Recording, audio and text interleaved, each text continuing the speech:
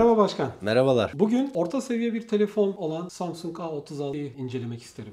Detaylamasına çok incelemeyelim ama bir belki öneri de videosu olabilir. Alırlar mı, almazlar mı? Baştan söyleyeyim, ben beğendiğim güzel bir telefon modeli olarak. Başlayalım. Sen sor, Çok soru iyi. cevap gidelim. İlk olarak telefonun tasarımından bahsedelim. Samsung Galaxy A36'nın tasarımı nasıl? Önceki modellere göre bir yenilik var mı? Samsung'un klasik tasarımı, klasik dizaynı, o üçlü kamera biliyorsunuz işte. Ondan sonra arka kapağı cam, kenar çerçeveler plastik. Yani orta seviye için yeterli derecede mukavemeti var. IP67 koruması var bildiğim kadarıyla. İşte tatlı suda yarım saate kadar 1 metre derinlikte durabiliyor diye hatırlıyorum. Tasarımı güzel. Yani belki o çene kısmı falan biraz uzun gelebilir insanlar ama orta seviye için bence güzel bir tasarımı olan, klasik Samsung tasarımı olan bir telefon. Zaten Samsung'un hepsi birbirine benziyor. Yani S serisi bile çok dikkatli baktığın zaman amiral gemisi falan ayırt edebiliyorsun. Belki işte Ultra serisinde net ayırt edebiliyorsun. Böyle yani tasarımdan pek biliyorsun, tasarım konusunda hep göreceli olduğunu düşünürüm. İnsanlar sever mi sevmez mi? Bayağı bir renk seçenekleri var. Onu şuraya yazarız. Renk seçeneklerini. Özelliklerini de yazarız. İşte kalınlığı, inceliği falan. Dolayısıyla tasarım konusunda bahsedeceğim bunlar. Telefonun işlemcisinden ve performansından bahsedebilir misin?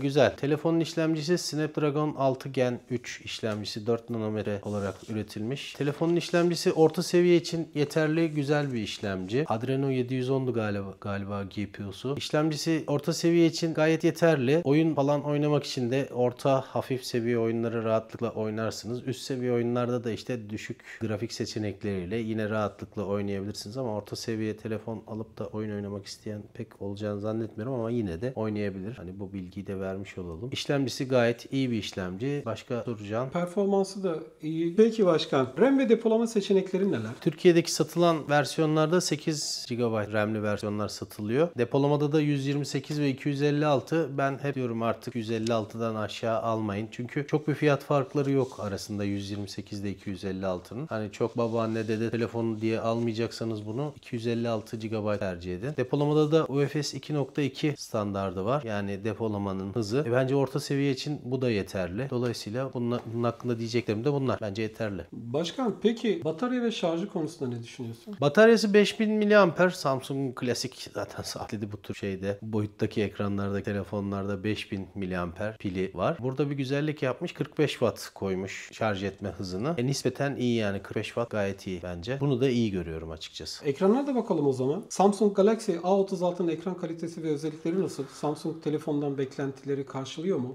Samsung'un bence en güçlü olduğu yerlerden biri bu ekran teknolojisi. Gerçekten orta seviye telefonlarda bile çok güzel ekranlar veriyor. Yine Super AMOLED galiba. AMOLED mi? Super AMOLED karşı. Super AMOLED ekran vardı. 120 Hz ekran var ve dinamik kare ineleme hızı var. Yani 1 ile 120 Hz arasında değişkenlik gösteriyor. PPI değerleri falan da iyi, yazarız onu da bir yere. Ekranı da gayet güzel, parlak bir ekran. HDR desteği var. Bir tek şeyde duydum.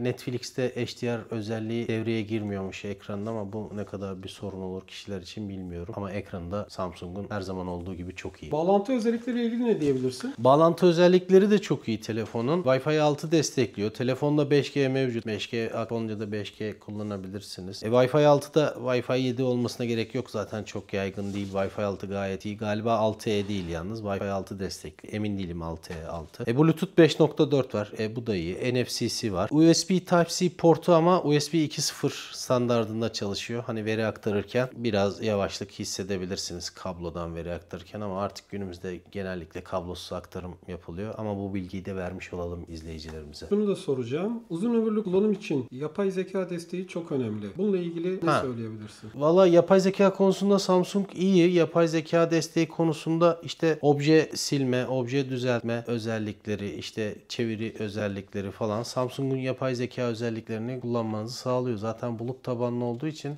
orta üst seviye telefonların hepsine bu özellikleri veriyor. Yapay zeka özellikleri gayet güzel yani. Çok detaya girmeyeceğim burada. Bu kişisel kullanıma göre değişen şeyler ama telefonu kullanmanda bayağı kolaylık sağlayan özellikleri var Samsung'un. Bu konuda da çok iyi. Gelelim kritik sorulardan birine. Türkiye piyasasında Samsung Galaxy A36 almak mantıklı mı yoksa alınmaz? Samsung A36 almak bence mantıklı. Aslında beni Samsung gömen biri olarak bazı kitle öyle değerlendirdi ama biz iyiye iyi, kötüye kötü diyoruz. Kendi fikrimizce. İlla ki doğru olması gerekmiyor ama bizim de bir kendimize göre bir bilgi birikimimiz var.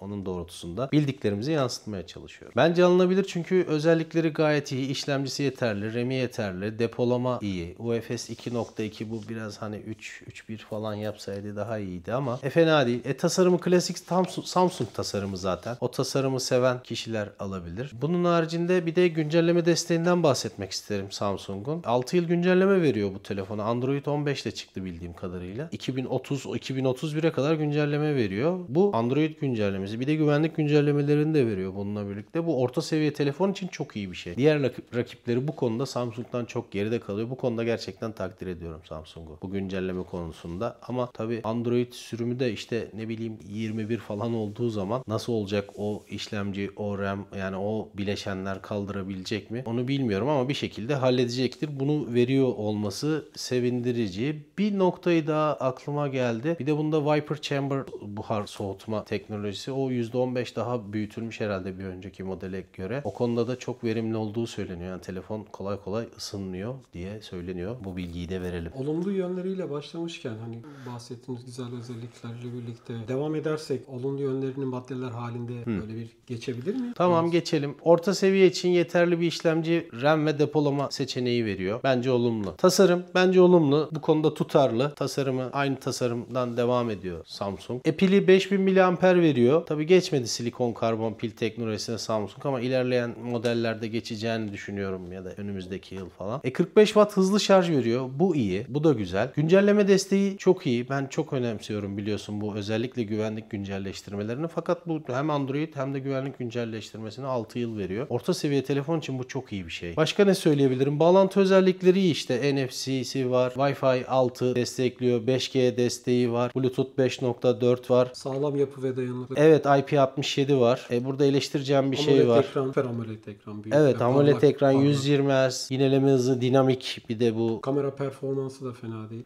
Kamera performansı 50 megapiksel ana kamerası var. OIS destekli. Düzgün ışık koşullarında gayet güzel çekiyor ama düşük ışıklarda, yani bu orta seviye telefonların kaderi, hani düşük ışık koşullarında da tabii bir grenlenme oluyor. Makro kamerası var, hiç kullanılmayacak bir şey. İşte kamera olsun diye koymuş. Eleştirilere geçtim ben bu arada. Bir de kablosuz şarj özelliği koymamış bu telefona. Şey de var. Mesela günlük kullanımda akıcı performansı, tatmin edici kamera performansı bahsetmiştik. Bir de stereo hoparlörler. Evet, stereo hoparlörleri var. Onu da atlamayalım. Dolby Atmos destekli. Gayet güzel, iyi ses veriyor dışarı. Kaliteli ve yeterli yükseklikte veriyor. Hani çok bangır bangır değil ama sesi kaliteli veriyor dışarı. O da önemli. Bir de premium tasarım hissiyatı. Premium tasarım hissiyatı o kişiye göre değişir açıkçası. Yani telefonun arkası dediğim gibi cam plastik çerçeve ama metalik gibi gözüküyor. Klasik Samsung standartında bir telefon. Hani bu premium tasarım hissiyatı zaten kılıf takacaksın buna. O kişiye göre değişen bir şey. Bir de geliştirilmiş yapay zeka özelliklerine. Yapay zeka özelliklerine Samsung çok iyi gerçekten. Bu konuda beğeniyor kendilerini. Onu da veriyor zaten telefonda. Olumlu yönler için teşekkür ederiz. Peki başkan, olumlu yönleri güzel. Şimdi olumsuz yönleriyle ilgili düşüncelerini alalım. Olumsuz yönlerinden nelerden bahsedebiliriz? Mesela microSD kart desteği yok telefonda. Orta seviye telefonlarında aslında bazılarında veriyordu Samsung. Bu olabilirdi. Ben kişisel microSD kart desteği hiç telefonda aramam, yani orta seviye bir telefon da kullansam, ama olsa iyi mi olurdu? İyi olurdu bence. Kutu içeriği konusunda Apple'a benzedi Samsung bu konuda. Hep eleştiriyorum yani. Kutu içeriğinden hiçbir şey çıkmıyor. Bir sim iğnesi, bir de kablo çıkıyor. Type-C kablosu. Bu kadar. Adaptörünü kendin satın alacaksın ya da bir eski adaptörün varsa onunla yoluna devam edeceksin. Onun haricinde çok yoğun kullanımda bir performans düşmesi yaşanabilir. Yani nasıl yaşanabilir? Sonuçta bir orta seviye işlemci. Çok yoğun kullanımda bir böyle arka plandakileri falan temizlemek falan iyi olur yani. Özellikle oyun falan oynuyorsak. Arayüz yavaşlaması falan olabilir. Bunlar da orta seviye telefonlarda olabilecek şeyler. Yani telefonu en kötü bir haftada bir veya 10 günde bir kapatıp yeniden açmak gerekebilir. Ben bütün eş dost arkadaşa bunu öneriyorum. Yok güncelleme değil de hani sıfırdan arka plan temiz, yani yeniden başlatmak Android'de her zaman iyidir. Başka ne diyebilirim? Kamerası işte düşük ışıkta verimsiz ama işte kamerası düşük ışıkta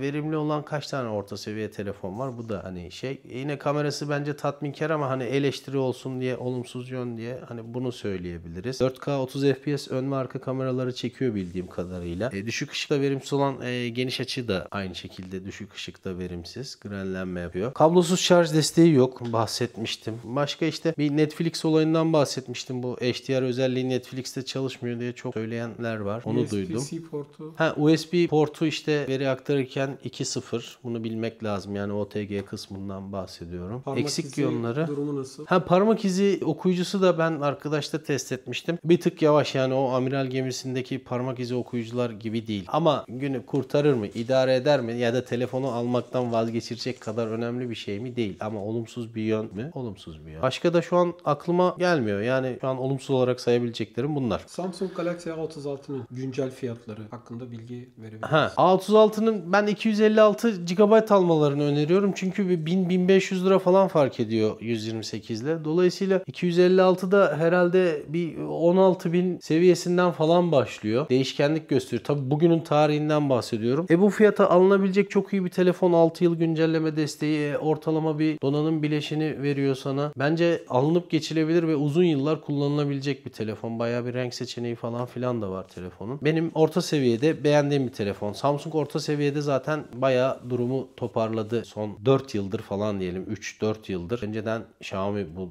piyasaya hakimdi. Şimdi onları ezdi geçti. Samsung başarılı işler yaptı. Samsung'dan bunları amiral gemisinde de bu performansı bekliyoruz. Çok teşekkürler başkan. Rica ederim. Oldukça kapsamlı ve hızlı oldu. Detaylı bir inceleme gibi oldu. Kısa ve öz diye konuştuk Evet. ama güzel bir Yani çok aşırı açıklayıcı da detaya oldu. girmemeye çalıştım ama Aynen. detaya girdiğimiz yerler de oldu. Çok güzel oldu. Yani bence. ben daha çok bir öneri videosu olsun diyorum. İşte yoksa kalkıp işlemcinin çekirdek yapısından, ARM mimarisinden falan bahsetmenin pek bir manası olacağını zannetmiyorum. Onlar için de amiral gemilerde belki amiral gemi olan Yok yani bu telefonlarda detaylar detaylı hangi inceleme- telefondan bahsederseniz bahsedin ve meraklısına bu detaylar önemli. Mesela ben meraklıyım, hani bakarım ederim de bunları izleyiciye aktarmanın pek bir manası olmuyor. Çünkü telefon alırken kendisi için bir kriter olduğunu pek düşünmüyorum. Olabildiğince sade tutmaya çalıştık ama tabii tutabildiysek ne mutlu bize. Başka bir sorun yoksa Ağzına sağlık başkan. o zaman Takipçilerimize her zamanki takipçilerimiz işte Desteği. videoyu beğenirse sevinirim. Yorum yazarlarsa çok mutlu oluyorum. Yorumların hepsine dönmeye çalışıyorum. Bu zamana kadar dönmediğim bir yorum olmadı herhalde. Olumlu veya olumsuz yazabilirler. Sorun yok ama trollük yazmak için dediğim gibi kimse yazmasın. Yani bunun için hem kendi enerjisini sarf etmesin hem bizi yormasın. Bir de izlerken, beğenirken, izledikten sonra abone olursanız çok sevinirim. Abone olmadan geçen insan sayısı bayağı bir çok. Dolayısıyla diyeceklerim bu kadar. Bu konuda böyle bitsin istersen. İzleyicilerimize Teşekkür teşekkür ederiz. ediyorum. Hoşça kalın. teşekkür ederim.